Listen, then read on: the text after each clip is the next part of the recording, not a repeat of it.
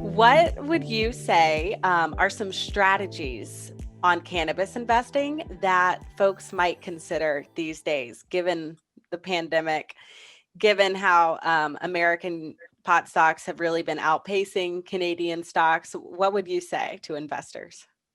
Well, I think the main thing you have to remember that this is again a struggling industry. It's still very new. There's a lot of challenges to it. There are legal challenges, there are supply challenges, there are tax challenges, all kinds of things. It's very difficult to succeed. That's why most marijuana companies, no matter how sharp and smart their management might be, and there are a lot of smart people in this business. No matter how good it might be, they're still struggling.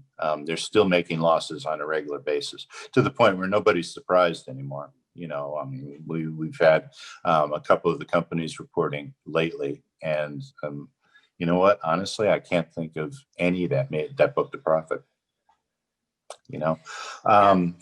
But considering that, I think one good strategy I think investors should look at is how much cash, first of all, a company has. I mean, that should be a consideration for any company, but it's particularly important in pot because they're constantly working at a loss in various aspects of their business.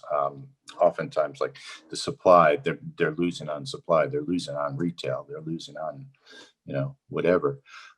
So if you look at something like Canopy Growth, okay, they've kind of stumbled as much as anybody.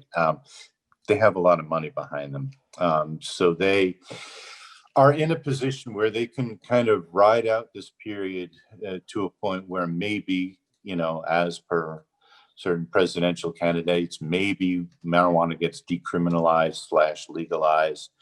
Things get better for them. Certain aspects of their business become less of a struggle.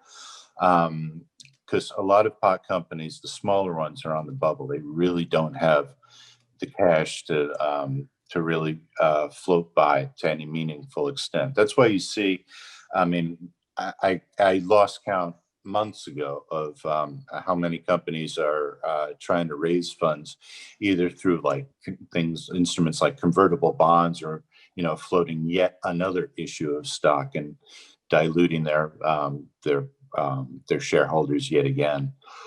So I would keep a sharp eye on that cash figure, how much a company has, how much it's burning through. I mean, certain things are unavoidable. You launch a product line, you have to stand behind it.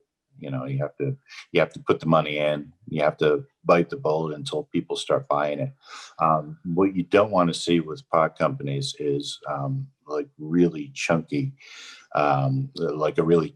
cash burn that doesn't seem to be kind of resulting in any meaningful improvement in the business or any significant lifting of brand recognition.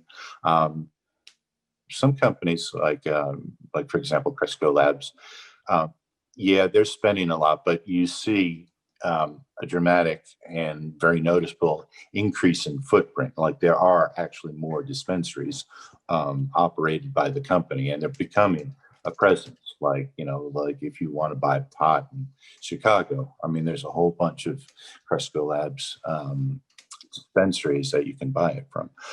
So they're doing something with their money. Whether that's going to shake out in meaningful profitability at any point in human history is a whole other story. But they're being active with their money. So yeah, cash is king always. I would say it's definitely king in the marijuana industry, especially given that it's typically loss making. Yeah, and cash is also king during a pandemic when every dollar really counts these days.